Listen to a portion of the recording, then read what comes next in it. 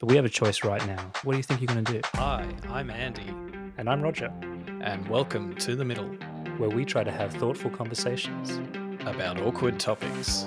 on our search to find the middle.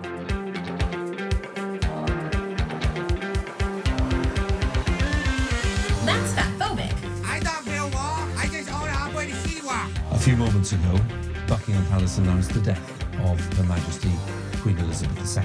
I act as if God exists. Put your masks on. How dare you! You have stolen my dreams and my childhood with your empty words. Andy, how are you doing? Good, thanks, Roger. How are you? I'm very good. I'm actually, my day-to-day rhythms are going to change quite a lot, actually, in about a month. I'm going to have a holiday with my family, and then when I get back, I'm going to be a stay-at-home dad for the rest of the year, which is something that I've never done before. So I'm very excited, anxious, nervous about it all, but it's going to be some big changes for me. My question to you is, do you feel like being a stay-at-home dad thing is an extension of the holiday? No, I'm wise enough to know that that's definitely not going to be a holiday. But at the same time, they do say a change is as good as a holiday. So it's definitely going to be that. It's definitely going to be a change. But I'm under no illusions that paradoxically that I'll be, even more time poor than when I'm working right now full time. In my mind, being a stay-at-home dad is like going to the cafe with the pram and having like leisurely mornings, strolls in the park, that kind of thing. Yeah. I mean, it's an interesting thing too, right? Because obviously the system works from when mothers groups form, right? So that you have other people in your community that you can do those things with. You can push the pram around, meet them at a park, have your coffees and pastries, things like that, right? That's the idyllic maternity leave dream. But for me, I don't know. I'm gonna have to find my way, right? So what you're trying to say is you identify as an Upper North Shore mum. A yummy mummy. Start rocking some Lululemons. I've definitely got the legs for it. So we'll just have to see what happens, So Roger, what are we talking about today? So today we're talking about a really important topic, and is getting lots of airplay, and will continue to do so for the Australian public over the next 6 months, and that's the voice, which is. I thought that ended on channel. Was that on Channel 9 or Channel 10? I thought it finished. See, you're falling into the same trap that I did, which it's not a. You mean John Farnham? You're the voice. It's a good song. Every time we say that, we're going to have to pay him some royalties because that's why he gave up touring. Finally. I don't think he wrote it. The Voice, which is an abbreviation, is about establishing an Indigenous voice to Parliament in Australia. Okay, so we have a referendum that's been announced, and I'll read it as a short little thing that all Australians will have to answer from sometime between now and the end of the year. And it's a proposed law to alter the Constitution to recognise the first peoples of Australia by establishing an Aboriginal and Torres Strait Islander voice. Do you approve this proposed alteration? So that's what we're going to have to vote on from now until the end of the year. It's our first referendum since the 90s. So quite a historic event. I think we should really unpack a little bit more about the context of the voice and where the ideas come from. Obviously, it's an Indigenous voice, so an Aboriginal and Torres Strait Islander voice. So it's for, our First Nations people to cover their perspectives and views on matters that affect them. But Roger, do you want to give us a little bit of a rundown? Obviously, there's history that goes back a very long time, but maybe just the more recent history up to now and what's led us to this referendum later in 2023. Yeah, it's not going to be a tyranny of dates and a historical lesson from me, but obviously our Indigenous people were the first inhabitants of Australia, and there's scientific evidence that it's an unbroken chain going back over 60,000 years, and the longest living culture in the world. And through European colonization, especially with the English and Cook arriving in Australia, there was a whole bunch of frontier wars, and essentially we are where we are today, fast forward, where the Aboriginal population makes up only 3.2% of all Australians. So it's been an ongoing battle to try to close the gap in terms of health outcomes, employment outcomes, welfare outcomes, things like that, when it comes to our Indigenous people. And in 2017, there was a project to pull together in a mass consultation as many Indigenous leaders and elders to essentially come together, and they released the Uluru Statement from the Heart. Part of that was to promote a voice to Parliament as part of the Constitution. Okay, so 2017, a group of Indigenous Australians reflecting a broad range of leaders and elders and from around Australia came together and expressed their sentiment and agreement to pursue the Aboriginal and Torres Strait Islander voice. But there's actually two components to it. There's a constitutional recognition of Indigenous Australians as the first people of Australia, because the existing constitution doesn't really recognize that. And then I guess, I suppose partly what was coming out of the earlier statement of the heart, but also other sentiments of Indigenous Australians, that it's not really enough to just have constitutional recognition. There needs to be something a little bit more than that. So I think probably we should get into what it actually is, the voice, and how does it go a bit further than simply constitutional recognition. The Voice is an Indigenous advisory body to the government on both a local, state, and federal level. So the idea here is that this advisory board, made up of Indigenous First Nations people, would be able to consult with the government at all these different levels on matters that affected anything to do with Indigenous people. Okay, so maybe this is a good time to put on the table the actual amendment. So the proposed amendment to the Constitution would read, Aboriginal and Torres Strait Islander voice in recognition of Aboriginal and Torres Strait Islander peoples as the first peoples of Australia. There shall be a body to be called the Aboriginal and Torres Strait Islander voice. The Aboriginal and Torres Strait Islander voice may make representations to Parliament and the executive government of the Commonwealth on matters relating to Aboriginal and Torres Strait Islander peoples, and the Parliament shall, subject to this Constitution, have power to make laws with respect to matters relating to the Aboriginal and Torres Strait Islander voice, including its composition, functions, powers, and procedures. So why is this so controversial? Or is it controversial? It's hard to tell. Put it this way, the Constitution is not a document that affects the everyday lives of Australians. So for a lot of people, there's a little bit of a history lesson embedded in that question around what it is and why it's important. Sorry to interrupt the podcast. Andy and I have really enjoyed doing this, and while we don't want your money or anything like that, it's been great to see the number of our listeners grow since we kicked things off last year. The best way for us to reach more people is word of mouth. So if you'd like to support us, then we'd be really grateful if you could share it to a friend or someone that you think might enjoy the podcast. We know there's a conversation for everyone, so please pick an episode that you think that they'd like and share away. That ends our shameless plug, and we'll return you now back to the episode. Andy, maybe a good place to start is just some basic questions about it so we can just start the discussion. And I mean, the obvious one that comes up is, why is a voice to Parliament, an Indigenous voice to Parliament, even needed? There are existing advisory bodies, in fact, dozens and dozens that are in operation today. Don't they already have a voice? Well, I mean, yeah, I guess strictly they do have a voice. Indigenous Australians can vote. They can run for Parliament. We have Indigenous representatives in the Parliament. As you say, we have a range of different advisory councils depending on the policy area, or I guess more generally as well. Usually consultative government is, it's a mode of operation to solicit views from stakeholders, and certainly Indigenous Australians are invited to participate as any other Australian is. But I mean, this is really a little bit more than that. It's probably its most powerful. I guess the key substance of it is as this like very important gesture to not only recognise that Indigenous Australians were the first people in Australia, but that we actually have to also take some concrete actions to recognise that, but also, as you touched on earlier, to ensure that Indigenous voices are heard within government as decisions are made. So I think a really cynical view would be, and we probably get to some of this today, it's just an advisory body. It doesn't actually have any power. It's not really adding anything more than the status quo.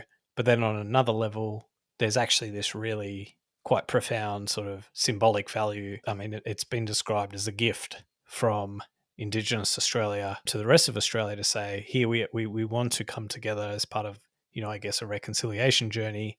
And this is something that if you come along with us on this journey, this will help and support our progress towards reconciliation. Interesting. And I think therein lies some of the complexity, right? That how much of this is meant to be, put your analytical cap on, your problem solving cap on. What's the pure outcome and value that a voice to parliament and an advisory board is going to deliver versus some of the elements that you spoke about, where actually it's bigger than that. It's a gesture, it's a symbol, it's a conscience vote almost, that we're on a path of reconciliation together. And I think that's what's going to be quite hard when it comes to a referendum, because as we know in referendums, detail is sometimes your enemy. And that we saw that a lot in the 1999 referendum to become a republic, that we got bogged down in detail. And a lot of people voted no around the detail rather than the principle, which was much more clear cut. And I think there's going to be a lot of lessons learnt from that experience. So it's hard to have a nuanced conversation in such a simple referendum terms. What's your view in kind of what order those two things should be balanced around a symbol and a gesture towards reconciliation versus no, I expect this advisory board to actually have results. This is like the tension of the whole thing, because proponents of the voice to one group of stakeholders, particularly Indigenous Australians, saying, look, this is the opportunity for you to ensure that Indigenous perspectives are factored into decision making, and this will instrumentally be a way to improve outcomes, right? So policies will get designed taking into account the views of Indigenous Australians, and particularly policies that affect Indigenous people. And I guess at that level, there's this sort of great optimism and aspirational hope that the voice will actually genuinely make a difference. It will have an impact. It will influence. It will be the difference between decision A and decision B. But then on the other hand, you have this counter message being conveyed to maybe the rest of Australia, who are maybe a little bit nervous or a little bit cautious about it, saying, oh no, it's completely powerless. It'll be a toothless tiger. I mean, they don't obviously say that, but they quite upfront that it's just an advisory body, doesn't possess any power, can't veto anything. So Wow. I guess there's these competing messages. One, to the Indigenous peoples of Australia, see that the voice is the mechanism to deliver a better outcome for their communities, and others in Australia actually, by design, it's going to be powerless. And I think that needs to be resolved. I don't think it has. There's definitely a conflicted message there. Yeah, I think so too. So to be clear for our listeners, the voice to parliament is an advisory board. It doesn't have veto rights, and the advice that's given can be ignored. Right, so that's kind of established up front. So you would kind of think to yourself, well, there's not really much power inherently provided within this. But then again, having that representation, we do know obviously can make the difference when it comes to policy development. But there's not a lot of power granted within this, right? Which is also required to get it over the line. It would be a mistake for people to presume that because it doesn't have any direct power in terms of hands-on levers and veto rights or anything like that, that it's actually not powerful, because it's effectively going to be entrusted with this actually quite privileged position to be able to say, this is the view on this topic. Let's contrast it with the status quo, right? Across the whole of civil society, there is a diversity of perspectives on any given issue, and it's like a public debate. Not all groups see eye to eye, and even now, as we're debating the voice in the public debate, there's lots of different perspectives out there. Yeah. But in some respects, the notion of the voice is singular. It's quite a powerful position, in that the government of the day is probably quite unlikely, or at least much less likely, to want to put forward a policy position that affects Indigenous Australians but is in contravention of the advice of the voice. Yeah, definitely. I want to come back to this idea that why we're even having a referendum, right? And referendums are hard. Obviously, you need a majority of all voters and a majority of all of our states saying yes. What is it about enshrining it in the Constitution? Why is that important in your mind compared to what we have now, which is advisory bodies that still provide a voice? Well, that's where a lot of the current debate and controversy is over it, right? Because at the end of the day, the only thing the Constitution is going to say is that there shall be a body called the Aboriginal and Torres Strait Islander Voice, and that the Parliament creates all the rules, details, frameworks, whatever, how its composition functions, powers, and procedures, right? So it pretty much is still going to be subservient to Parliament. And even today, the Parliament can create laws to establish a voice, and it can do so without a constitutional amendment. Some Indigenous leaders like Warren Mundine would express sort of a degree of skepticism that if this is the thing that's so important, just do it. Like, do it today, do it yesterday. Don't spend, hundreds of millions of dollars or whatever it's going to cost on a referendum. Spend that money in Indigenous communities and legislate this thing today, and we'll already have it. But I guess this is the tension, right? The rationale for doing it isn't purely That's right. functional. It's also, there's a bit of symbolism. Symbolic, yeah. It's a gesture of, as part of the constitutional recognition of Indigenous Australians as the first peoples of Australia. But it's a legitimate debate to say, why should we spend hundreds of millions of dollars on this when we've got young Indigenous Australians still living in poverty? Yeah, that's right. Look, I mean, the things that come up when you talk about that is that obviously once it's enshrined in the Constitution, you need essentially another referendum to change it.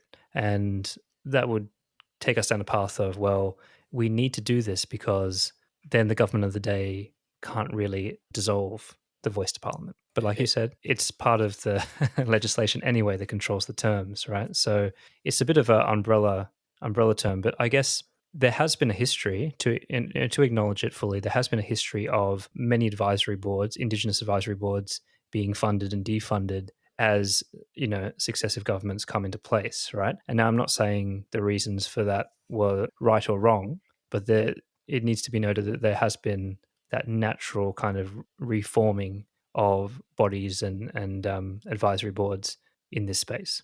I'm not sure the angle you're coming at it from, though, but this won't necessarily change instability with respect to the thing that we call the voice. So there might still be changes made. It might be that it's dissolved and re-established. The only thing that the constitutional amendment will establish is that there must be continuity of this thing called the voice, right? But its makeup and how it's established, it's subject to Parliament, right? Parliament will, but it will be less likely though, right, Andy? Because there's slightly more protection from the Constitution, and there can be, challenges in the High Court for where Indigenous people feel that some of this has been breached, right? Whether they weren't consulted on the issue or if it was downsized inappropriately to, a graduate on a desk somewhere. If the Constitution is delegating to the Parliament to decide how it's set up, which is essentially the case, then, so maybe to put a case study out there. So during the Howard government, there was a body called ATSIC, the Aboriginal and Torres Strait Islander Commission. And during the Howard government, it was dysfunctional. So the Howard government made a decision to disband it, right? There's nothing in the Constitution that would eliminate the right for the Parliament to reserve its ability to, say, dissolve the makeup of the voice, right? Maybe the danger here is, we're kind of speculating as to how the thing might be set up. And this could be a good segue into, the next part of this conversation, which is that other than the constitutional amendment as it's sort of proposed and, some, key principles that have been published, we actually don't have a lot of detail of how the voice will actually operate. We don't have legislation that will accompany the amendment. We don't know, like, functionally how it will work, how will people be elected, and so on and so forth. What's your thoughts on that? Yeah, it's always a bit of a balancing act between, and again, this is caused by the referendum, right? So you need to keep things simple and digestible enough that every Australian voter can comprehend and make a call on, and not bog it down too many details where you get a no vote because you disagree with an implementation detail rather than the principle, right? So I kind of feel for them, but then again, it takes us back to why they feel the constitutional recognition is important and how much of that is a outcome versus symbolism. So I think that they need slightly more detail in a lot of ways, and I think that there are papers out there, like you said, that have guiding principles and other recommendations. No, it's not final, but would go a long way to helping the public understand a little bit more about how this would work, right? You can find it, it's behind the scenes, but it's definitely not a part of the headlines, right? The fact that there will be, local council, state and federal representation all the way up the tree. They have the suggested gender makeup, the fact that they're only voted in by Indigenous people, there's term limits. There's all sorts of details behind this in papers and in study, things like that, that I think a summary of that would really help the public. And I think that maybe we might start to see that as we get closer to the vote. I'm going to take a bit of a different view to you on this, in that I actually think this is a really big mistake, right?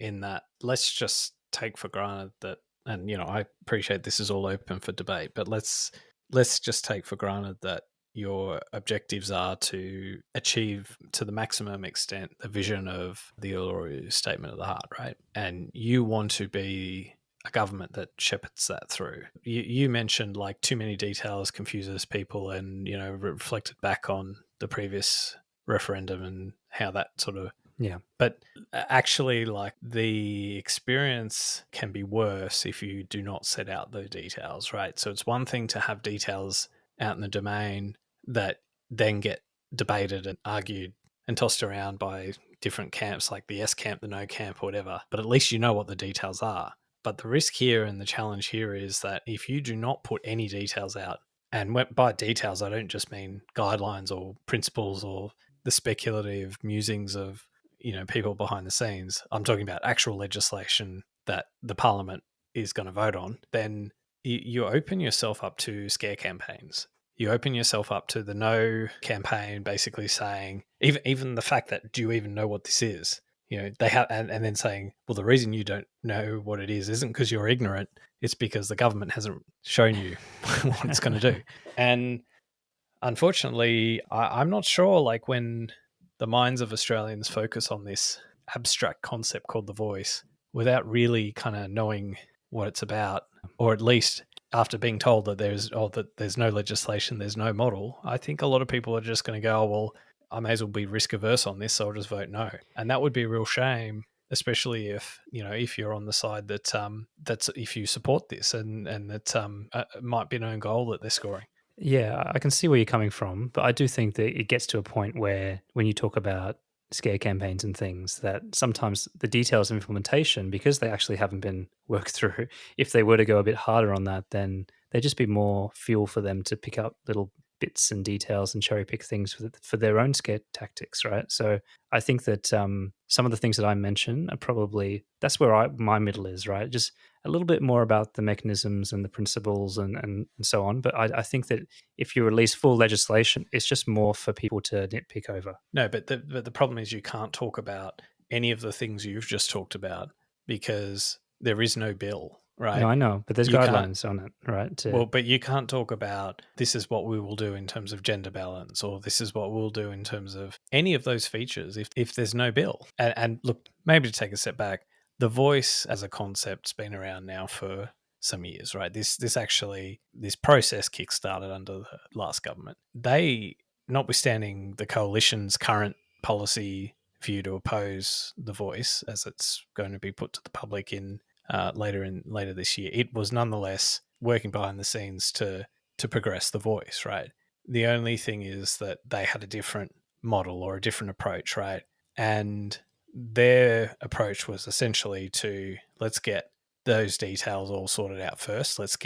This is like functionally how it would work. This is how the local bodies would work, the state bodies, and then this is what a federal voice, the equivalent, the Commonwealth level voice would look like. And once we get sort of buy-in, and that takes a long time to do that, right? But nonetheless, you invest a lot of time getting buy-in and a common ground on that. You even pass a bill saying this law will be enacted, upon constitutional amendments being progressed and empowering the voice. But then at least you're taking all of the rough edges. And I think if you ask me, right, are they going to win votes by not giving the detail or lose votes? I fear that they're losing net votes, right? It'll play out, but I do think that there is a huge chunk of the population, though, Andy, that is not as engaged, and those details matter less than the principle, and that's definitely the strategy that they're going for. I'm not saying the details are going to win people over, right? It's the notion that you would be signing off a blank check by voting yes. Okay, that's the thing. That's going to be the scare campaign. I guarantee you that'll be the talking point. It'll be, Why would you vote yes for a constitutional amendment that you don't even know the consequences of it? So that line totally disappears if the government can say, no, we've already passed legislation. This is what's all going to happen, like post 1 January or whenever this thing commences, right? So it's not that they're going to be able to give 50 reams of Q&A pages on the website that's going to win the vote. It's going to be that's going to kill the number one talking point that the no campaign is going to roll out. I just don't think that the blank check thing's going to work because, like we already spoke about, it's a toothless tiger. I think most people vote no because they don't think it's going to be effective, or it's not going to do anything. Not that it's going to give the Indigenous voice unchecked power. Yeah, but you said yourself, right? What was it? 3.5% of Australians are identified as Indigenous. Is that what? 3.2, yeah. 3.2%. The other 96.8%, there's a cohort that are quite passionate about reconciliation and doing the right thing. But there's another cohort that's just thinking, well, look, let's just not mess with this thing that's worked for us, right? And who's going to take a risk-averse approach to it, because that's the logical thing people do. If they perceive there's only downside risk, they don't act on that thing, right? So in this case, this is how virtually every election is fought and won, right? It's let's go to like the worst possible case scenario. Let's make people scared. Let's make people uncertain, and they've done that by not giving. No, I understand, but we just said that it was kind of a toothless tiger, right? They don't have veto, they don't have other powers, right? But this is where your details argument comes back to bite you, because you can say that because you know those details. But if a disingenuous or a campaign that's not operating in good faith can say to you who doesn't know those details that here's this thing that's going to give effect to this other thing that's yet to be determined, that could do all sorts of manner of things, right? Then that's how scare campaigns work, right? They take people down to, if you do not know what the voice is, don't vote for it, right? That will be the talking point. That will be the campaign slogan. You wouldn't take a vaccine without knowing what's in it. Why would you take the voice? Vote no. Like, I think that, but I think there is a real risk here, and that's a social risk. And I think we should probably talk about that along this way too. That actually, when you're presented with the raw facts, and I suppose some of the unresolved trauma of Australians when it comes to our treatment of Indigenous people and how we've benefited, I think that's the part, right? Like that actually publicly saying to people no has a bit of a social cost associated to it nowadays. And I think that it's the hushed voice and what's going to be inside the privacy of the polling booth. But I think that even we've spoken about this before, really, in Australia, Indigenous people and affairs are kind of the last frontier in terms of things that are taboo to talk about. So I do think that plays into this as well, and I think that probably has to do with the strategy that the government is taking. That they're probably banking on a lot of that principle. That is a very, very hard argument when you talk about first people that have been dominant for 60,000 years, and then in the last 200 years they've been dwindled down to 3% of the population. All the ways, the myriad of stats that are horrific to read out loud on how they're disadvantaged in terms of youth deaths and all sorts of horrible things, right? I think they're playing into that as well, that it's actually, in principle, you don't even want what kind of monster is going to vote no on just letting them have a voice when they're the first people, and they've been horribly brutalized by colonialism, right? So I think that they're banking on that as well. I mean, we sort of started this on the premise that you want to be a government that gets this up, right? You really, really, really want to make sure you've had the conversation with the community, the broader public, you've worked out the details. Appreciate that can take years, right? But you get the public to a point where they're ready to vote yes, and then you hit the trigger and you have the referendum. And I get the whole appetite to well, let's just proceed and we'll get there.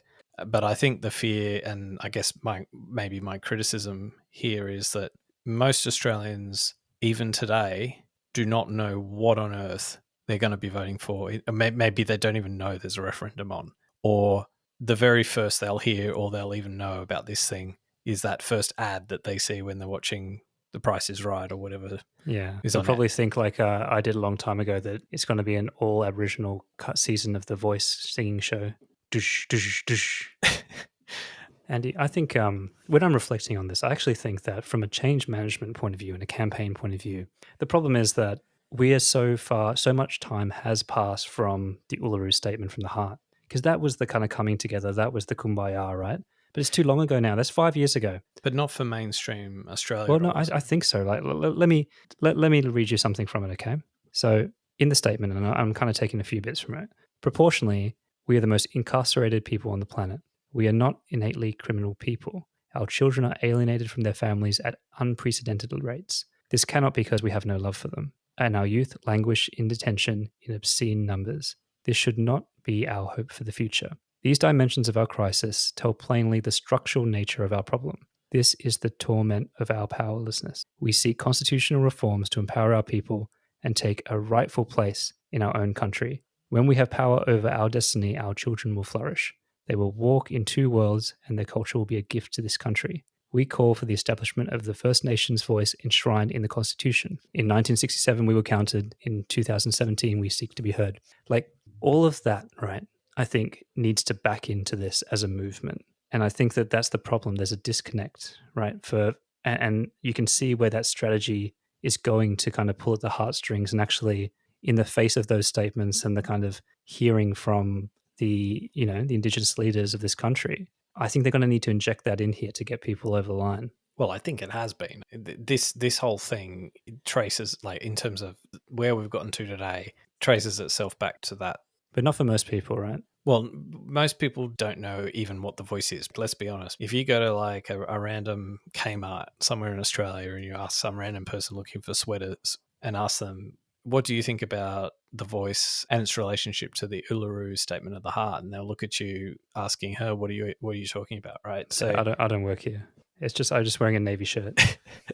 This stuff is just not in mainstream Australia's consciousness, right? This is like, if you feel you've got a good grasp of the topic, you are probably an inner city elite who follows this stuff, but like, this is not kind of everyday Australians are paying attention to. Like, I know we're sort of making fun of it in some ways, but really, like, The Voice, the TV show, had more of the Australian public's mental bandwidth than this, right? Man, where's Delta Goodrum when you need her? Do you think we're going to get a medley by some pop stars? I wouldn't put it past, We'll have a theme song. I mean, if John Farnham's The Voice isn't going to be sung by Jess Mauboy, I don't know, as part of the Yes campaign, I don't know. Guy Sebastian, definitely thrown in there somehow. Well, he's not Indigenous, so obviously you and I, we're trying to sort of have this conversation a little bit as like almost men from Mars, right?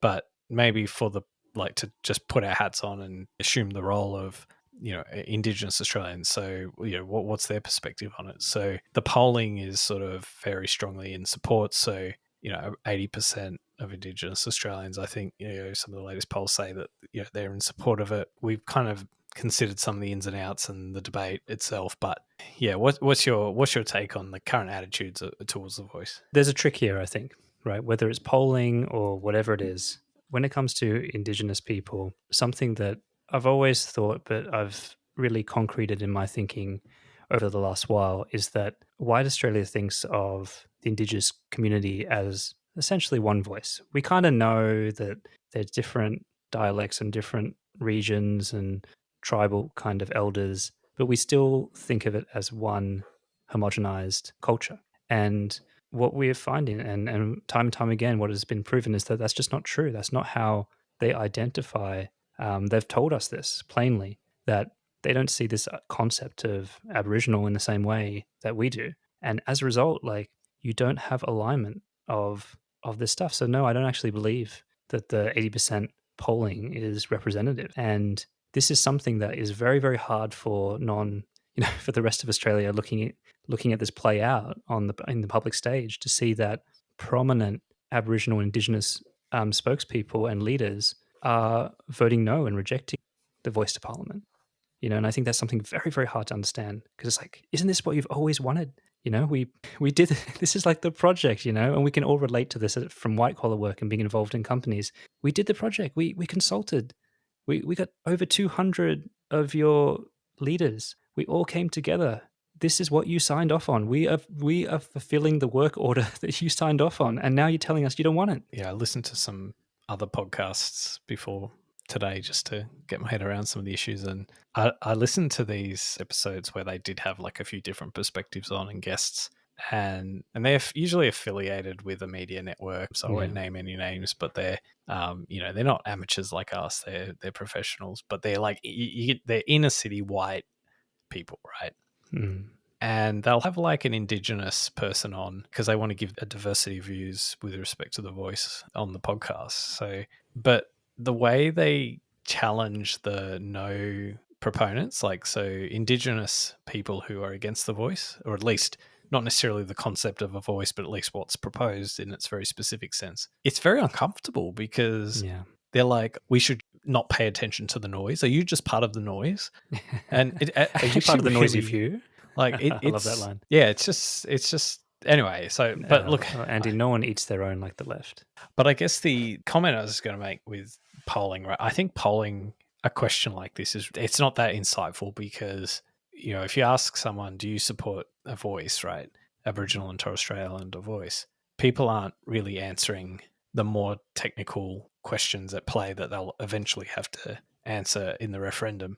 They're almost kind of shortcutting it to, do you support Indigenous Australians or not? And now that might be a bit different to, for the Indigenous population, it might be not quite that question. It might translate to, do you want to have a voice as an Indigenous Australian? In which case, of course they would say yes. But, and then for the rest of Australia, it's like, do you want to support Indigenous Australia, right? So, yeah, of course, I'm all on board for a big, grand, symbolic gesture.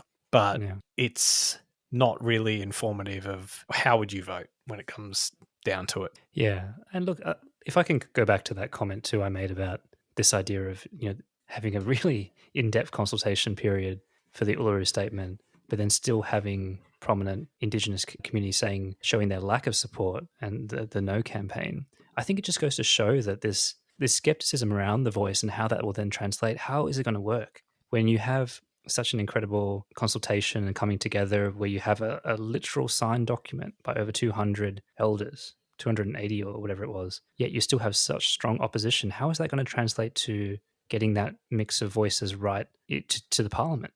Like, is this notion of the consultation fundamentally flawed? And again, these are things that maybe the legislation could answer, but voice is singular, not plural, right? It's not Aboriginal and Torres Strait Islander voices, it's voice. So presumably there's got to be some sort of basis for that institution to come up with a single position on whatever the topic is or policy issue is.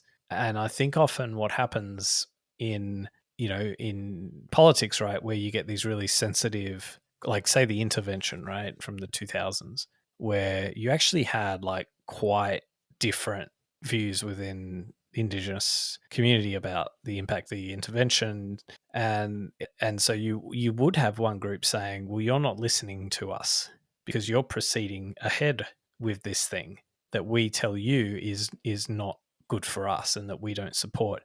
But the problem is that like you would have another group of people saying, no, we do support this. Yeah, exactly. And so this thing has to sort of navigate that.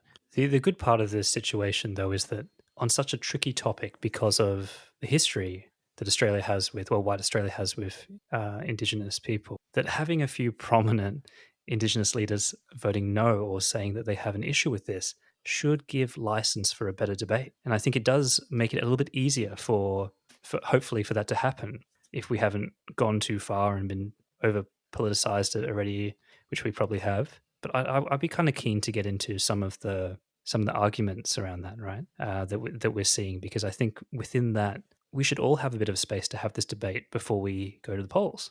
And I think this is the time for us to kind of talk a little bit about that, right?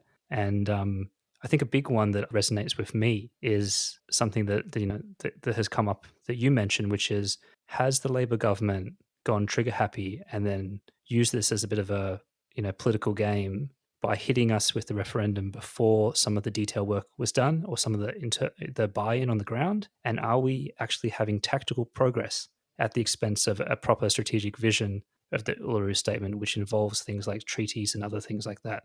And some of the argument is that now we've put ourselves at gunpoint that we kind of have to accept it to get some progress, because that's ultimately what most people want.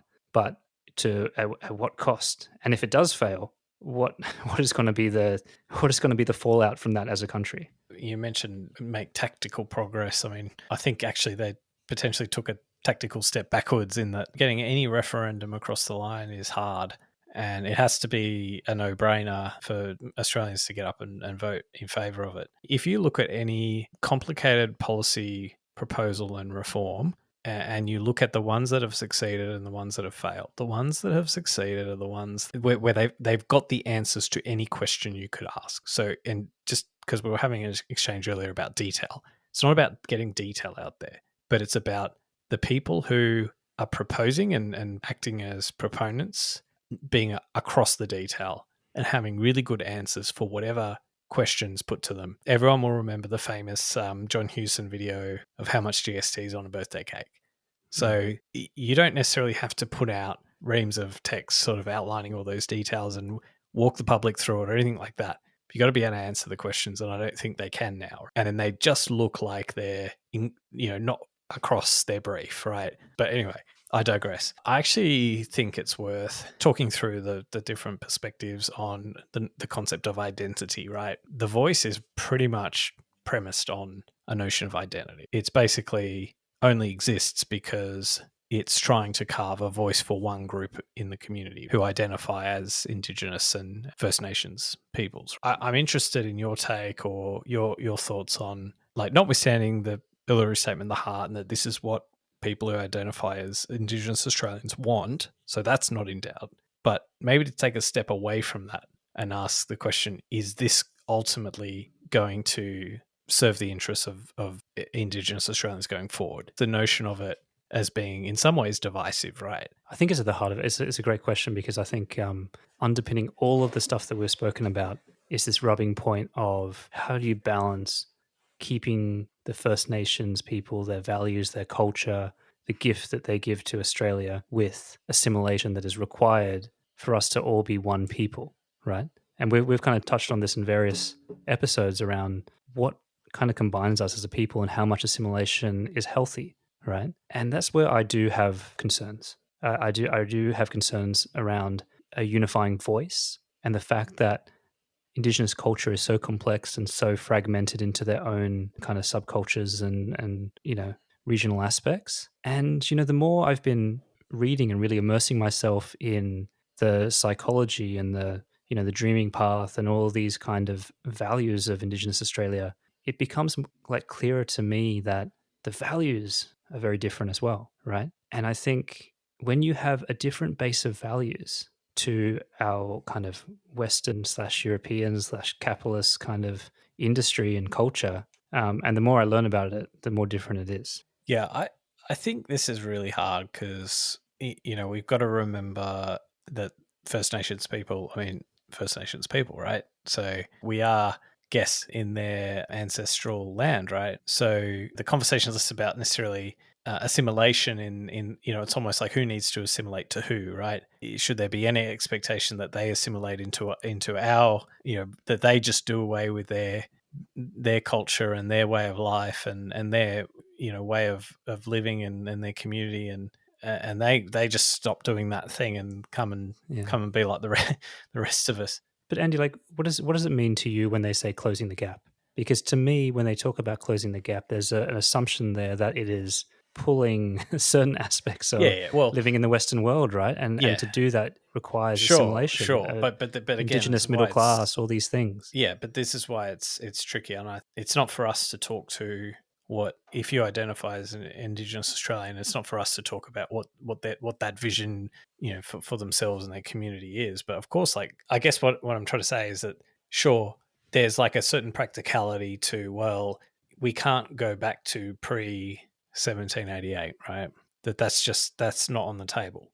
So we need to kind of work out, well, what's the middle ground? How do we come together, right? One way or another. But I suppose, in terms of the identity question, there's a lot of presumption in assuming that, oh, well, Indigenous Australians should just give up on their identity and just come and join some greater Australian identity, right? And that's the thing that's tricky, right? Particularly given we're guests in their ancestral home. But look, I guess to your point of like closing the gap, like in a purely material sense and in any other measure of well-being or welfare sense, will the people of Australia who currently identify as Indigenous Australians, will their children, their children's children, let's say in 100 years' time, be better off as a result of continuing a kind of a notion of we're different? I don't know. But I think this is actually a part of the journey towards not so much just like give up and stop being Aboriginal or Indigenous, give up and just become Australian and forget your culture and forget the quite different way of life. This is like a pathway to somehow maybe get through the middle where we accept this is the way Australia works now in 2023 and beyond. But this is a way that we can be part of this going forward. And that's why this has been framed as a gift from Indigenous Australia to the rest of Australia, to sort of almost concede that, look, we want to be part of Australia going forward in this way. And these are the terms that we're prepared to do it. Yeah, it's no doubt it's a tricky one. It always is a hard topic to frame. It has a lot of bad faith takes out there, a lot of bad stereotypes around Indigenous people. And I think that's sometimes where the values piece gets mixed up and misunderstood by a Western audience. But what's your thoughts on this idea of, because this is another argument against the voice to Parliament. Well, not really the Indigenous voice to Parliament, but enshrining it in the Constitution. Shouldn't the end goal of closing the gap mean that there is no disadvantage and they're treated just like any other Australian citizen? So shouldn't this be a temporary thing?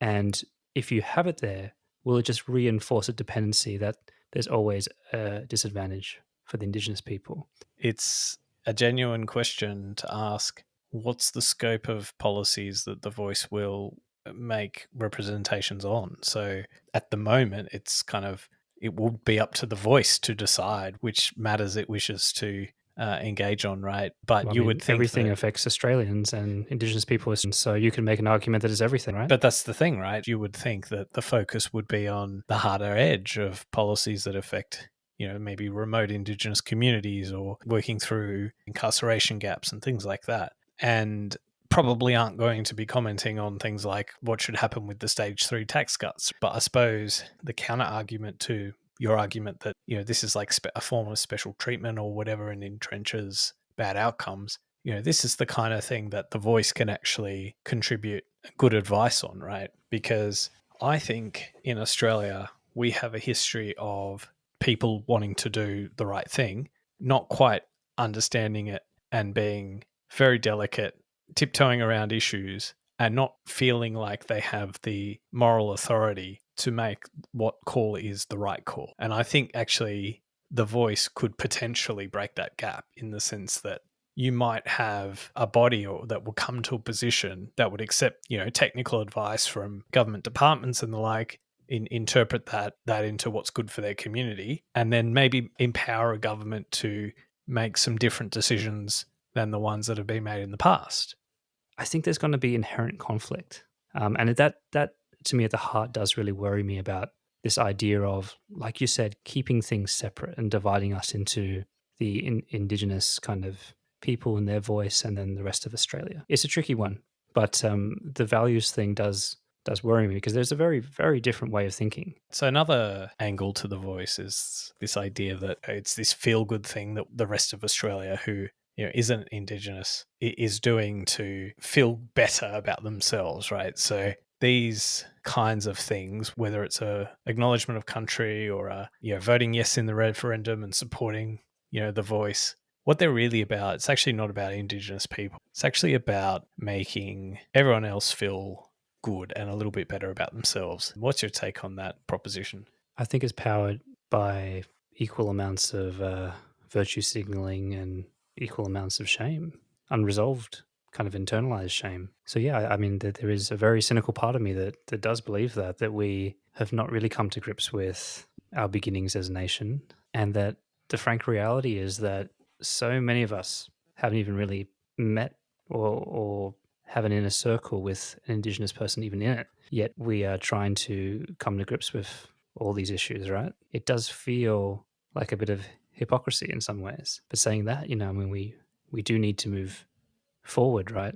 And we do need to address these issues, right? And reconciliation is an interesting part of that, right? Like, how much is enough? Like, how much do we have to face before there is a path forward for all of us? And it's a very interesting question. I don't know if most people have done that soul searching. I know that I haven't, but I mean, you can be very cynical about this. And I think the welcome to country is a great example of that, right? For a lot of people that are just on autopilot doing that, because it's become etiquette. It's not like the greater meaning behind it. It's just that I know this is the socially acceptable thing to do now, and so therefore it's just, I don't even think about it. It's just something that I do, right? Like, if there's one thread in my whole being, I think it's that I really hate people who cheaply discharge their obligations, right? So people who think that they're better than other people because they do these superficial things which are actually really meaningless when you think about it. I don't want to call a welcome to country meaningless, but if you think you're a saint because you've done an acknowledgement of country in a meeting, or maybe you've even given some story and added a little bit of extra pizzazz to it, but meanwhile, like, you've never done anything to support Indigenous communities. You've never donated money to a cause in your life, or not necessarily an Indigenous cause, but you've never volunteered your time. Like, sorry, buddy, but you can't take credit just because you've done some symbolic gesture that hasn't cost you anything. Yeah, I agree, and I think that is really skipping to the to the solution without doing the work, right? I don't think that is deserved. There was that great example that we were listening with the auction, and before the hammer fell, they did a welcome to country, acknowledging whose land it was before they sold the land, right? Like, and I just think it's just become a little bit absurd. Maybe coming back to the identity thing, the terrible things that happened in the past, like, stay with you and as an Indigenous person, and you can't just not have it affect you as part of your identity. Like, you can't choose in some ways your identity. It's like how you grew up. It's seeing your family members have various experiences, knowledge of your history, and then not seeing satisfactory progress in your lifetime. That gives you a mindset and a framing of, like, it's not just like turn the switch on and let's all hold hands and all be Australian, and let's forget the past and move on. And you get the Australian flag bikini in the mail and it's all good. Just whack it on. This is not how it kind of works, right? Identities are things that we all have. In fact, if you're someone who thinks you don't have an identity, that's part of your identity. So it's just this thing we have, and we don't really necessarily have that much control over it. But I suppose if this is a way to help mend, I guess, the gap, I suppose, between, let's say, the need for people who currently identify as Indigenous here in Australia to acknowledge and continue to acknowledge, yes, there were terrible things that happened in the past, and that is going to be part of your future sense of self. But at the same time, that helps kind of reconcile in your mind what it is to be a modern Australian, that, well, we've got this recognition, constitutional recognition, we've got the voice. Hopefully that might help. Yeah, I agree. That's well put. And I think that my comment about tactical progress, but actually trading off where we really want to be, there's a greater risk for the voice for that kind of thing, that actually we come together as a nation, we put it in, but then it's just the start, right? And we're expecting the voice to take it from there. No, I don't think that's how it's going to be. There's still probably a lot of work to do, and treaty or whatever comes next. And there is a potential risk that you blow the capital on the voice. Also, like, I sort of wonder too, like, there's so many unknowns, right? When we have this, not just in the legislative sense, which we've laboured today, but also in terms of just how powerful or influential will this thing be, like, in the future. And that depends on so many unknown factors. Like, how will the Australian people feel about it? Will the Australian people feel like they can't do anything against? Used for political gain, right? Which is often the case with some of these advisory boards. And you know what it is, Andy? It's the cynicism on my side comes from working in the corporate world, right? Like, think of how many projects and advisory boards crop up in industry, and they just are so inefficient, right? They have no accountability, they have no targets. They ultimately become slightly corrupt in varying degrees. Like, it is a hard one for anyone who's worked in organizations and experienced how these things work. There's a reason why these bodies are constantly dissolved and reformed. They're trying to get them functioning properly, right? So that's a process that will have to be navigated. Roger, if you think it's bad in corporate life, you need to work in government. I can only imagine. But look, I do want us to take a bit of a step back, right? So we have been true to character, Roger and Andy talking about the concepts here and actually, painting outside the lines. But I want to talk about like right now and where we're at, because we can sit here and we can conceptualize and philosophize about what could have been done or what this represents and effectiveness and strategy of what could have happened. But we have a choice right now. What do you think you're going to do? I feel like I'm answering one of those vote compass quizzes that the ABC usually puts out before an election. They'll ask you a question like, do you support strong border control, right? And if you answer yes, then they'll pitch you as like a hard right person. If you answer no, then they'll pitch you as like a hard left person. And if you answer unsure, they'll put you in the middle. Do you not support waterboarding? Whereas in reality, I feel like on whatever the measure is, I have this view, but it's for the completely opposite reason than you're going to assess me for, right? So I never feel satisfied when I fill these out, and I feel a little bit like that with your question now. But that's the reality, right? Like that you've only got two choices. We don't get the chance as individual voters to play like 2D or 3D or 4D chess on this, right? And we don't get to decide that there's this better approach that should have been taken or that they should have done it this way. We don't get to decide that, right? Our vote is just a binary yes or no. And even today, it's actually kind of helped me in my own thinking on it. But I think I'm probably more inclined to support it, but apprehensively. And with there being like a fair bit of unknown, like I've got a lot of reasons why I would be cautious about it, or I'd be like, oh, I hope they get this right. Because I think there's a lot of ways they can go wrong with it, both in terms of the tactics of getting the vote up, but also in terms of the actual outcomes that they produce down the track. So, and like at the end of the day, like I'm one vote and I'm not going to be the difference, right? There's none of our votes like are going to be the difference. So in some ways, there's no point overthinking it. And even if it's just to be able to say to yourself that if this gets up, do you want to be on the right side of history? Do you want to remember yourself as the person who voted no to this thing that's going to go ahead? Like, even if for that reason, it actually makes sense to vote yes. But Roger, I think it'd be remiss of me not to return the favor. How will you be voting and why? For me, there's, in terms of a cost benefit, there is still more to be gained, and there's more potential to be gained by voting yes. I think no will have a horrible, the word that came to mind was catastrophic, but maybe that's a bit overstated, effect on race relations, but not only race relations in Australia, but also I believe what it will do internally to the identity and what Australia stands for. And it will just kind of fester the wounds and the unresolved nature of who we are as a people and set us on a path that's very different from reconciliation. I don't see it as we vote no and we come up with something better within a month. That's not how I see this playing out. So for me, it's a reluctant yes. And that's because I kind of wish we weren't here. Like, I wish that it was more of a sure thing, to your point, that they had done the groundwork, they got the details right, and it was just, shepherding this ball into the end zone. And I don't think that's where we are. Like, if you get the majority through or whatever it is, what happens to that, what happens to that 40% that disagree? They didn't just go, oh, yeah, no, I lost now. Now I actually believe that that's the right thing to do. Those views are still within the community, whether it's gay marriage or other things like that. And sometimes I feel that it's not always worth bringing that stuff up. Like, surely there's a smarter way to do this. So for me, it's a reluctant yes, because I still feel like representation is a powerful thing and the potential is there to really help with policymaking and Indigenous affairs and everything like that. And I strongly believe in it. But I just am concerned about the fact that this will divide us as a people. So if we changed all the Coke cans to kombucha cans overnight, you're saying it wouldn't have a difference?